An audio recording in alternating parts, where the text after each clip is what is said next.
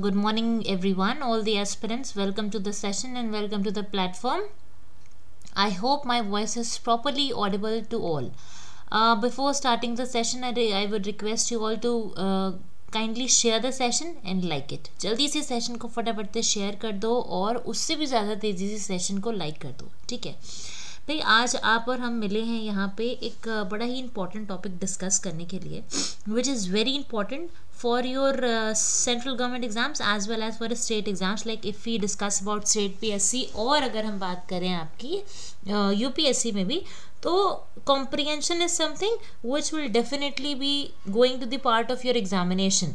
आपके English section में comprehension आना बहुत ही लाजमी है. ये एक ऐसा टॉपिक है जो ज़रूर आता ही आता है. ठीक है, तो मैं आपसे कह ये रही थी कि आज हम आपको कॉम्प्रिहेंशन यहाँ पे एक प्रैक्टिस करवाएंगे. बट बिफोर दैट देखो, कॉम्प्रिहेंशन करने के ना बेसिक कुछ टेक्टिक्स होते हैं. जैसे क्या कॉम्प्रिहेंशन मतलब क्या होता है? To comprehend something which means what, which means to like to understand something by reading it, going through a paragraph, a particular paragraph and trying to get the conclusion. ठीक है, जब आप किसी पैराग्राफ को पढ़ के उसका कंक्लूजन निकालने की कोशिश करते हो, सो वो आपका कॉम्प्रिहेंशन पार्ट आ जाता है. ठीक है, अब अगर हम यहाँ पे बात करें रीडिंग कॉम्प्रिहेंशन की, ठीक, तो रीडिंग कॉम्प्रिहेंशन समझ रहे हो क्या? जहाँ पे आपको एक पैराग्राफ दिया गया है and you are required to read that particular paragraph, like understand the meaning and answer the questions accordingly. आपको यहाँ पे पूछे गए जितने भी सवाल हैं उनको उसके अकॉर्डिंग आंसर करना होता है कि भाई पैराग्राफ के अकॉर्डिंग क्या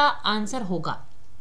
कॉम्प्रिहेंशन करने के लिए एक गुरु मंत्र याद रखो कि अपना दिमाग एक्स्ट्रा नहीं लगाना. Do not use your own brain. भाई जितना पैराग्राफ में लिखा है वही सच है. अगर पैराग्राफ में लिखा है सूरज सुबह नहीं रात को उगता है, बोलो हाँ रात को उगता है. ठीक है, क्योंकि कॉम्प्रिहेंशन से ही क्वेश्चंस आएंगे और कॉम्प्रिहेंशन बेसिस पे ही हमको उसको आंसर भी करना होता है.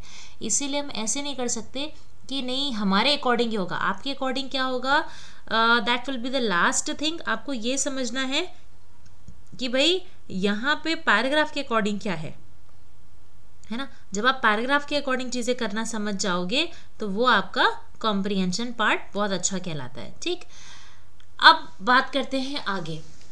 Comprehension, like if you really want to excel it, तो कॉम्प्रिहेंशन में मास्टरी करने के लिए एक चीज़ बस करनी है तुम्हें. डेली बेसिस पे, बहुत ज़्यादा नहीं, at least try to get 10 to 15 minutes for the reading thing. आप रीडिंग करो. अब रीडिंग में क्या, रीडिंग में कोई बैठ के चाचा चौधरी की हमें नॉवल नहीं पढ़नी है ना. कोई न्यूज़पेपर का आर्टिकल पढ़ लो या फिर मतलब कोई भी आप, like what ever newspaper you suggest. ठीक है, जो भी मेरे हिसाब से आप इंडियन एक्सप्रेस या फिर द हिंदू पढ़ते हो तो काफ़ी अच्छा है. बट फिर भी अगर आपको जिसकी लैंग्वेज लीनियंट लगती है समझने में, आप वो आर्टिकल पढ़ सकते हो. या फिर आप इंटरनेट पे कोई बेहतरीन सा टॉपिक, कोई करंट अफेयर की न्यूज़ जो चल रही है अभी all over the all around the world और इंडिया, वो आप उस पर कुछ आर्टिकल पढ़ सकते हो. तो ऐसे ये सब पढ़ने से क्या होता है कि एक तो आप सेल्फ अपडेटेड रहते हो काफ़ी ज़्यादा, है ना. दिन दुनिया में क्या हो रहा है वो चीज़ आपको पता होती है. उससे ज़्यादा अच्छा क्या होता है कि आपकी रीडिंग बहुत अच्छी होती है. ठीक है, देखो 2 दिन 4 दिन स्टार्टिंग में हो सकता है हमें ना समझ आए, but once you start doing this तो आप eventually you will end up realizing कि हाँ ठीक है, मेरी रीडिंग स्किल्स बेहतर हो रही हैं. ठीक, तो आज तो ये आपका पहला सेशन था, तो आई थॉट कि थोड़ा सा आपको कॉम्प्रिहेंशन को लेकर के मुझे एक कह लो कि रफ आइडिया दे देना चाहिए. इसीलिए मैंने यहाँ पे आपसे ये सारी चीज़ें डिस्कस कर ली. नाउ मूविंग फॉरवर्ड, चलो जल्दी से हम लोग एक पैराग्राफ को प्रैक्टिस करते हैं. बट उसके पहले please quickly like and share the session, है ना. लाइक कर दो और सेशन को एक बारी ना बेटा शेयर भी कर दो. ठीक है, चलो देखो भाई, पहला पैराग्राफ आपका यहाँ पे ये रहा. अब करना क्या है ये भी समझ लो. On the very left side you have your comprehension and on the right side you have the questions which are asked only from the comprehension itself. Comprehension में जो लिखा है उसको ध्यान में रखते हुए आप यहाँ पे क्या करिएगा, आप यहाँ पे अपने आंसर्स को मार्क करने की पूरी कोशिश करिए. ठीक है, क्या है पहले तो I am giving you opportunity to go through the paragraph. ठीक है, थोड़ा सा देख लो एक बार, मतलब giving you a minute of time, 1 minute का टाइम है. पहले एक बार आप सेल्फ रीडिंग कर लो, उसके बाद फिर मैं करती हूँ कंटिन्यू. ठीक है,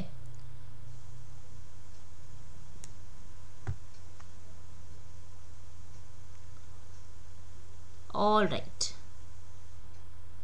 चलो भाई, एक रीडिंग तो बच्चों ने रफ रीडिंग तो लगा ही ली होगी, ठीक है। आ जाओ देखते हैं क्या बोल रहे हैं। On 7th to 8th August 1942, पहले तो let me change the colour of my pen, right. On 7th to 8th August 1942 में 7th to 8th August में क्या हुआ भाई? All India Congress Committee met in Bombay and ratified. Now, what is the meaning of the term ratified? That you will tell me, because in the very next question, I guess the meaning of this particular word is asked.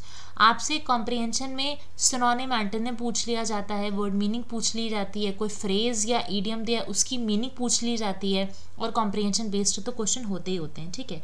तो क्या बोल रहे हैं कि 7th to 8th August 1942 में all India Congress committee कहाँ मिली? बॉम्बे में मिली, और उन्होंने रेटिफाई किया। क्या रेटिफाई किया? क्विक इंडिया रेजोल्यूशन, ठीक है। एक हिस्ट्री बेस्ड पैराग्राफ है, आपने पढ़ा होगा, मतलब एक रफ आइडिया तो होगा यहाँ पे बात क्या हो रही है उसकी, नहीं भी है तो कॉम्प्रिहेंशन में हम आइडिया लगा लेते हैं, ठीक है। Gandhi ji called for do और डाई, ठीक है। गांधी जी ने क्या नारा दिया भाई? करो या मरो का नारा दिया। The next day on 9th August 1942, फिर अगले दिन क्या हुआ? 9 अगस्त, मतलब 7 to 8 अगस्त को तो ये लोग मिले आपस में, बॉम्बे में मिले, ये all India Congress committee Bombay में मिली। वहाँ पे क्या हुआ कि भाई क्विट इंडिया रेजोल्यूशन करना है, ये चीज़ डिसाइड हो गई, ठीक है। फिर गांधी जी ने भी नारा दे दिया करो या मरो का, इतना तो क्लियर है, इतना मतलब दिस मच इज क्लियर। अब बोल रहे हैं the next day 9th August 1942, अगले दिन 9th August 1942 को क्या हुआ? Gandhi, members of Congress working committee and other Congress leaders were arrested by British government under the defence of India rule, ठीक है। अगले दिन क्या हुआ? 9th August को Gandhi ji, members of Congress working committee और बाकी जो कांग्रेस लीडर्स थे, ये सब लोग क्या हो गए? अरेस्ट कर लिए गए। किसके द्वारा? बाय ब्रिटिश गवर्नमेंट के द्वारा। कैसे? किसके तहत? Under the defence of India rule, defence of India rule के तहत इन लोगों को क्या किया गया? अरेस्ट कर लिया गया, ठीक है। एक सेकेंड, हाँ, अब बात आगे क्या कर रहे हैं भाई यहाँ पे? अब ये बोल रहे हैं कि the working committee, the All India Congress Committee and the 4 provincial Congress committees were declared unlawful. unlawful मतलब क्या होता है कि भाई ये तो सही नहीं है, मतलब लॉ के अकॉर्डिंग सही नहीं है, ठीक है, ये अनएथिकल है ना, इलिसिट है, आपका इलीगल है, ठीक है। तो अगले दिन क्या हुआ? अब इन लोगों को भाई अरेस्ट कर लिया गया। फिर क्या हुआ? जो वर्किंग कमेटी थी, ऑल इंडिया कांग्रेस कमेटी थी, और जो आपके 4 प्रोविंशियल कांग्रेस कमेटीज थे, ठीक है, उन सबको क्या कर दिया गया? अनलॉफुल डिक्लेयर कर दिया गया। कैसे? किसके तहत? Under the criminal law amendment act of 1908, है ना, इस पर्टिकुलर एक्ट के तहत इसको, इन लोगों को अनलॉफुल डिक्लेयर कर दिया गया, इनकी कमेटीज को। The assembly of public meeting was prohibited मतलब कि भाई मना कर देना, रोक लगा देना। अब और किस चीज़ पे रोक लग गई कि भाई अगर लोग पब्लिक में गैदरिंग कर रहे हैं, इकट्ठा होकर के बात कर रहे हैं, कहीं पे कुछ डिस्कस कर रहे हैं, तो भाई बोल दिया गया ऐसी पब्लिक मीटिंग आप नहीं कर सकते हो, प्रोहिबिट कर दिया गया। किसके तहत? Under the rule 56 of the defence of India rule, है ना, rule 56 defence of India rule के तहत ये सारी चीज़ें भी आपकी रोक दी गई, ठीक है। ये था हमारा एक छोटा सा पैराग्राफ, ठीक। देखो eventually we will like keep on extending the length of our comprehension, हम धीमे धीमे करके कॉम्प्रिहेंशन की लेंथ बढ़ाते जाएंगे। पर अभी थोड़ा सा, क्योंकि स्टार्टिंग है, आज फर्स्ट डे है, तो हमें थोड़ी ज़रूरत है कि हम एक लाइक स्टैटिक सा एक पैराग्राफ लेकर के चले, ठीक है। तो क्वेश्चन क्या बोल रहा है भाई? क्वेश्चन आपसे बोल रहा है कि before the second world war the British, क्या व्हाट, सेकेंड वर्ल्ड वॉर के पहले जो ब्रिटिश है वो क्या था, मतलब उसका क्या इरादा था, क्या करना चाहती थी? Were considering giving independence to India, British consider कर रही थी कि भाई वो इंडिया को इंडिपेंडेंस देगी, या फिर बस were considering expanding their power in India, वो कंसीडर कर रहे थे कि वो अपनी जो पावर है उसको इंडिया में फैलाएंगे, बढ़ाएंगे। उनका कोई इरादा ही नहीं था फ्रीडम देने का इंडियंस को, I mean along with Indians, पूरी इंडिया को कोई इरादा नहीं था कि हम ये देश को आज़ाद कर देंगे, या फिर were preparing for the war by using Indian man as soldiers, या वो ये सब इसलिए कर रहे थे क्योंकि वो इंडियन मैन को जो इंडिया के लोग थे उनको सोल्जर की तरह ट्रेन कर रहे थे, उनको सोल्जर की तरह प्रिपेयर कर रहे थे, ठीक है। अब मैं इसका आंसर बताऊं उसके पहले मुझे जितने यहाँ पे बच्चे बैठे हैं वो फटाफट से एक बार अपना आंसर क्या है उनके अकॉर्डिंग ABCD ऑप्शन में से विच वन इज करेक्ट ये आप मुझे बताओगे quickly. I am giving you a second of time. फटाफट से.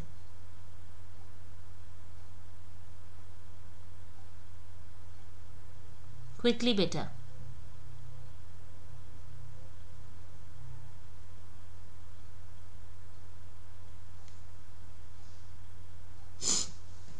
ऑल राइट, कोई ए बोलेगा है ना, किसी को बी लग रहा है, किसी को सी लग रहा है. अब देखो आंसर क्या होगा और क्यों होगा. देखो करेक्ट आंसर आना सिर्फ सफिशिएंट नहीं होता है, ठीक है. आंसर क्या करेक्ट है वो तो इम्पोर्टेंट है ही है, but why other options are not correct ये भी जानना ज़्यादा ज़रूरी होता है ना. सही आंसर जानना इक्वली इम्पॉर्टेंट है, बट ये भी बहुत ज़रूरी है कि हम ये देखें कि बाकी ऑप्शंस क्यों नहीं सही हैं. ठीक, अगर हम ऑप्शन ए की बात करें, मैंने क्या बोला, अपना दिमाग नहीं लगाना, जितना पैराग्राफ में लिखा है बस उतने को सच मान के चलना. तुम ये मत सोचो तुम्हारी खुद की सेल्फ नॉलेज या बैकग्राउंड नॉलेज क्या है, ये आपके ब्रिटिश इंडिया रूल को लेकर के वो सब चीज़ें सबकी सब सिर्फ सेकेंडरी हैं. ठीक है, आपके पैराग्राफ में जो नॉलेज है बस आपको उतना ही पता है इस पैराग्राफ के बारे में, ये समझ लो. ठीक, were considering giving independence to India, क्या कहीं पे भी इंडिपेंडेंस का जिक्र है इंडिया में? नहीं. तो आपका ऑप्शन नंबर वैसे सी सही है, बाकी मैं बता दे रही हूँ आपका ऑप्शन नंबर ए तो नहीं हो सकता. पर considering expanding their power India, देखो ब्रिटिश इंडिया रूल में जो ब्रिटिशर्स थे वो अपनी पार को, अपने कदमों को मजबूत करना चाहते थे इंडिया में, वो अपनी पार्स फैला रहे थे, वो इंडिया कैप्चर कर रहे थे. पर ये चीज़ तो हमें पता है ना, हमने हिस्ट्री की बुक्स में पढ़ रखी है, हमने स्कूल में यूनिवर्सिटी में पढ़ रखा है, पर ये पैराग्राफ में तो कहीं नहीं दिया. तो अभी हमें सिर्फ पैराग्राफ के रेफरेंस में बात करनी है. ठीक है, तो ये भी नहीं हो सकता. Were preparing for the war by using Indian man as soldiers, कहाँ लिखा है कि वो कहीं पैराग्राफ में लिखा है क्या कि वो इंडिया के लोगों को एज सोल्जर ट्रेन कर रहे थे? अगर ट्रेनिंग देनी थी तो बंद क्यों कर रहे थे भाई, उनको जेल में क्यों डाल रहे थे? ये भी नहीं है. Gave no thought to give like to give freedom to India, है ना, उनका कोई विचार नहीं था कि वो इंडिया को आज़ाद करें या उनके लोगों को आज़ाद कर दें. भाई अगर ये आज़ाद करना चाहते, हमें फ्रीडम देना चाहते, तो हमारी कमेटीज़ पे, हमारी पब्लिक मीटिंग पे रोक ना लगाते, हमारी कमेटीज़ को अनलॉफुल ना डिक्लेयर कर देते, है ना, हमारे लोगों को वो अरेस्ट ना करते. वो ये सब काम ही कर रहे थे क्योंकि वो हमें बंदी बनाए रखना चाहते थे, हमें फ्रीडम नहीं देना चाहते थे वो, समझ रहे हो ना. तो ये आपका क्या हो गया, ये हो गया आपका यहाँ पे option number C is the right answer. ठीक, चलो आगे आ जाओ. Now as you know I already told you कि भाई आपसे नेक्स्ट क्वेश्चन में रेटिफाइड की मीनिंग पूछी जाएगी. So what does the word ratified mean in the paragraph. अब देखो जब भी कभी वर्ड मीनिंग एग्जाम में आपसे पूछी जाए ना, ऑलवेज डू वन थिंग, या तो आप ये काम कर सकते हो, अगर आपको जैसे एग्जैक्टली रेटिफाइड की मीनिंग पता है तो तब तो आप फटाफट से बता लोगे यहाँ पे. बट अगर आपको एग्जैक्ट रेटिफाइड की मीनिंग नहीं पता है तो आप एक काम कर सकते हो, और वो काम ये है कि भाई आप पैराग्राफ में ना जहाँ पे भी वर्ड दिया हो, कोई भी वर्ड हो, उसके अगल बगल की 2-3 लाइन पढ़ोगे तो अगर आपकी थोड़ी सी कॉम्प्रिहेंसिव स्किल्स अच्छी हैं, मतलब कि आप चीज़ों को पढ़ के समझ पाते हो, तो आपको ना ये चीज़ का अंदाज़ा हो जाता है ऑप्शंस को देख के कि अच्छा ये इस वर्ड का ये मीनिंग हो सकता है. ठीक, तो बताइए क्या होगा इसका. To confirm by expressing disapproval, भाई किसी चीज़ को कंफर्म कर देना अपनी मतलब डिसअप्रूवल दिखाते हुए कि नहीं तुम तो इस बात से नहीं खुश हो, तुम इस बात को अग्री नहीं कर रहे हो. या to confirm by expressing consent, consent होता है अपनी मंजूरी दे देना, है ना, तुमने किसी चीज़ के लिए अपनी मंजूरी दे दी. या फिर डिसेंट, नहीं भैया अभी भी तुम अनविलिंग हो उस काम को करने के लिए, option C.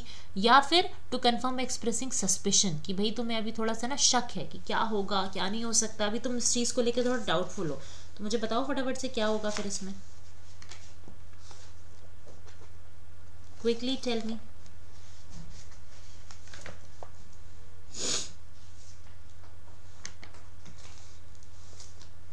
Quickly tell me. देखो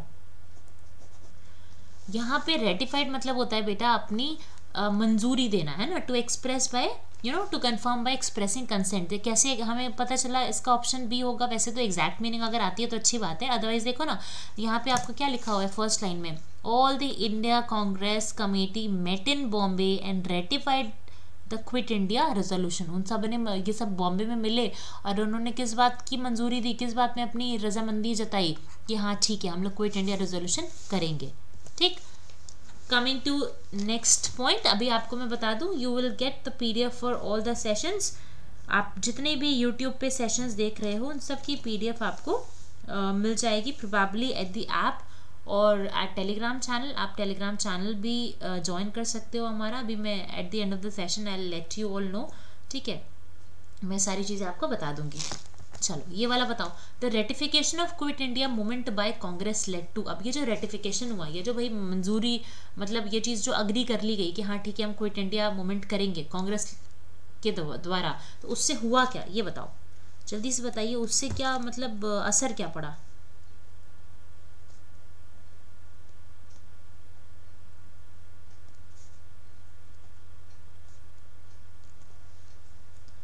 जल्दी से बताओ फटाफट से, क्या असर पड़ा उससे? Mass demonstration throughout the country. भाई पूरी कंट्री में एकदम डेमोन्स्ट्रेशन, मास डेमोन्स्ट्रेशन होता है, इकट्ठा होकर के लोग डेमोन्स्ट्रेट करने लगे। या स्ट्राइक एट सेवरल प्लेसेस, है ना, कई जगहों पे स्ट्राइक्स होने लगी। या arrest of working committee and other leaders of Congress. Working committee और जो बाकी लीडर्स थे कांग्रेस के वो अरेस्ट होने लगे। या हजारों इंडियंस को क्या मारा जाने लगा, क्या हुआ था?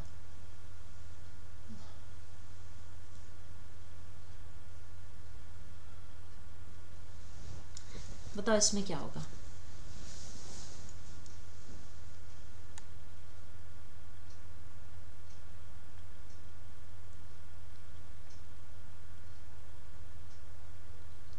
सोचिए, क्विट इंडिया मूवमेंट जब हुआ तो उसमें मतलब जब ये चीज़ के लिए मंजूर कर लिया गया तो यहाँ पे उसका रिजल्टेंट क्या हुआ देखो ना। Option C is the right answer. देखो स्ट्राइक कहाँ पे लिखा है, कहीं पैराग्राफ में स्ट्राइक्स के बारे में जिक्र है? नहीं, तो ये नहीं हो सकता। मास डेमोन्स्ट्रेशन हुआ, भाई ये भी नहीं लिखा है कहीं पे। थाउजेंड्स ऑफ इंडियन मारे जाने लगे, ये भी कहीं नहीं लिखा। सिर्फ एक ऑप्शन दिया गया है कि वर्किंग कमेटी और जो अदर कांग्रेस लीडर्स थे वो अरेस्ट किए जाने लगे। देखो ना यहाँ पे लिखा हुआ है ना, ठीक है, यहाँ पे ये आपका गांधी जी ने डू और डाई का नारा दिया, ठीक है। फिर Gandhi, members of Congress working committee and other Congress leaders were arrested. तो जो बात हमें पैराग्राफ में दी गई है हम उसी को सही मानेंगे और वही चीज़ हमारी आंसर होगी। ठीक, आ जाओ आगे आ जाओ। I hope things are getting clear till now. अगर कोई भी डाउट है तो आप कमेंट सेक्शन में पूछ सकते हैं। अदरवाइज आप अगर कमेंट सेक्शन में लाइव नहीं पूछ पा रहे हैं तो मतलब जब वीडियो आप देख रहे हैं तब आप नहीं पूछ पा रहे हैं तो you can do one thing, जैसे ही ये वीडियो एंड होगी उसके बाद में आप कमेंट सेक्शन में अपना डाउट डाल देना कि मैम ये मुझे डाउट है, so I will definitely try to revert all. ठीक है, मैं आपको उसका रिप्लाई करने का कोशिश करूंगी। चलिए बेटा ये बताइए, in the context of passage which of the following statement is true. अब सुनो ध्यान से देखो, यहाँ पे ना तुम्हें दो पॉइंट दिए गए हैं, है ना, पॉइंट 1 पॉइंट 2। अब बोला जा रहा है पैराग्राफ के हिसाब से ये जो ऑप्शन 1 ऑप्शन 2 है इनमें से कौन सा सही है, या इन दोनों को पढ़ने के बाद ये 4 ऑप्शन से तुम्हें बताना है इनमें से मतलब which one is appropriate according to the paragraph. सिर्फ पहला सही है, सिर्फ दूसरा सही है, दोनों ए और बी दोनों सही हैं, या फिर ना पहला सही है ना दूसरा सही है। ठीक है, देखो पहला क्या है, most of the demonstration of quit India movement was suppressed bye 1944। ठीक है, ज़्यादातर जितने भी क्विट इंडिया मूवमेंट को लेकर के प्रदर्शन हो रहे थे, डेमोन्स्ट्रेशन हो रहे थे, उनको दबा दिया गया कब? 1944 में। ठीक, मतलब 1944 तक वो सब चीज़ें खत्म कर दी गई थी। ये सही है सेंटेंस पैराग्राफ के अकॉर्डिंग, या फिर नेक्स्ट पढ़ो, working committee, the all India Congress committee and the 4 provincial Congress were declared unlawful association. Working committee को, ऑल इंडिया कांग्रेस कमेटी को, प्रोविंशियल कांग्रेस को, इन सबको अनलॉफुल डिक्लेयर कर दिया गया था under rule 56 of defence India rule, है ना, किसके तहत? 56 ऑफ डिफेंस इंडिया रूल के तहत। तो अब आप बताओ आपके अकॉर्डिंग कौन सा सही है, पहला दूसरा, which one is correct? Tell me quickly, आराम से पढ़ो फिर बताओ।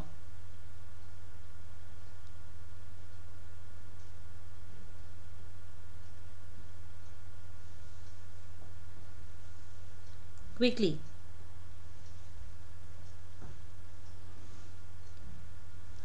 चलो मैं बताऊं, आ जाओ भाई। देखो बहुत सारे बच्चों को यहाँ पे लग रहा होगा कि बहुत सारे बच्चे ना इस पे टिक कर देंगे कि ओनली 2 वाला सही है ना। बहुत सारे बच्चों ने ऑप्शन नंबर बी दिया होगा।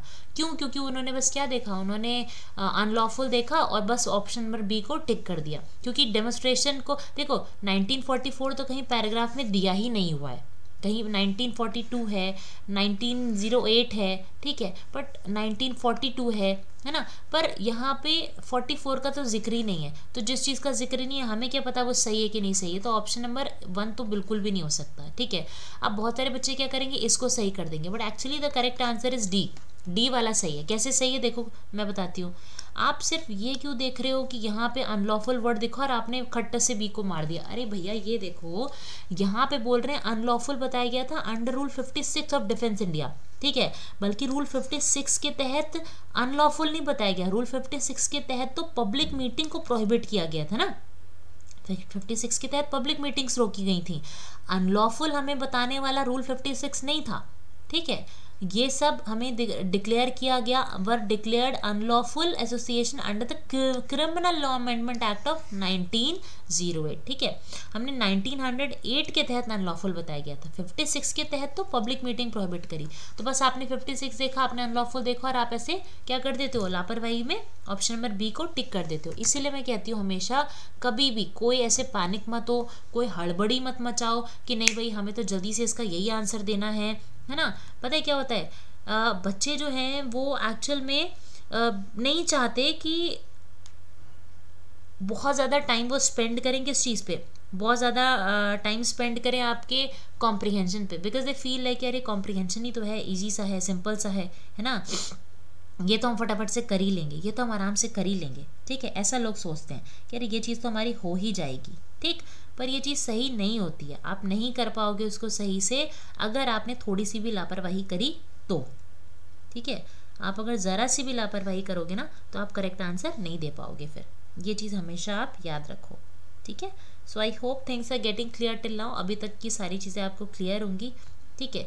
फिर भी आई एम रिपीटिंग, अगर कोई भी डाउट है, कोई भी चीज़ है जो आपको लग रहा है कि नहीं भाई मुझे ये नहीं आई है, ऐसे नहीं होगा, क्या होगा, तो आप प्लीज़ मुझे बता देना और मैं इसी वीडियो के कमेंट सेक्शन में आपको डेफिनेटली रिवर्ट करने का बिल्कुल कोशिश करूँगी यहाँ पे, ठीक। अब नेक्स्ट सेशन में हम मिलेंगे एक और कॉम्प्रिहेंशन के साथ में मैं आपको कॉम्प्रिहेंशन तो प्रैक्टिस कराऊंगी ही कराऊंगी जो आपके यूपीएससी में काफ़ी इंपॉर्टेंट है, but apart from comprehension thing like हम लोग अभी जैसे आपका एक सेशन आएगा आपका ये यूपीपीसीएस के लिए, ठीक है। तो यूपीपीसीएस में क्या होता है, इंग्लिश में आपको कॉम्प्रिहेंशन भी करना पड़ेगा, ठीक है, और थोड़ा सा ग्रामेटिकल पोर्शन भी आ जाता है। लाइक आपसे क्या पूछ लिया जाएगा, आपसे मान लो कि एक्टिव फैसेट के क्वेश्चंस पूछ लिए गए, आपसे नरेशन के क्वेश्चंस पूछ लिए गए, है ना, या फिर आपसे पूछ लिया गया कि भाई इसका सिनोनिम एंटोनिम बताओ, फिल इन द ब्लैंक्स है, इसको फिल करो, ठीक है। तो ये सारी चीज़ें कहाँ की आपकी, ये सारी चीज़ें जो हैं वो आपकी बहुत ज़्यादा डिपेंड करती हैं किस चीज़ पे बेटा, वो बहुत सारी चीज़ें आपकी डिपेंड करती हैं कि भाई for which particular exam you are preparing for, है ना, आप किस पर्टिकुलर एग्जाम के लिए प्रिपेयर करें, वो भी बहुत इंपॉर्टेंट होता है यहाँ, ठीक है। सो आई होप इतना तो अभी तक क्लियर है। अब आ जाओ हम लोग बढ़ते हैं आगे, ठीक है। अब इसके आगे बढ़ते हैं आगे, जैसा कि मैंने आपसे कहा था कि मैं आपको बता दूंगी कि आपको पीडीएफ कहाँ मिलेगी, ठीक है। कोशिश करेंगे कि इसी वीडियो के कमेंट सेक्शन में आपकी पीडीएफ जो है वो मैं पिन करवा दूं, तो आप जब जैसे वीडियो का जो पहला कमेंट खोलोगे उसमें आपको probably I definitely try, I am not sure but I will try कि उसमें पिन कर दी जाए। अदरवाइज आप एक काम कर सकते हो और वो काम है कि आप हमारा टेलीग्राम तो फटाफट से ज्वाइन करो, टेलीग्राम बहुत इंपॉर्टेंट होता है, ठीक है, क्योंकि वहाँ पे आपको सिर्फ इंग्लिश की ही नहीं, आप टेलीग्राम ज्वाइन कर लोगे तो सिर्फ इंग्लिश नहीं, आपको बाकी भी सारे सब्जेक्ट्स की, है ना, ऑल सब्जेक्ट्स की आपको क्या मिल जाएगी, पीडीएफ मिल जाएगा। मान लो फॉर एग्जांपल आप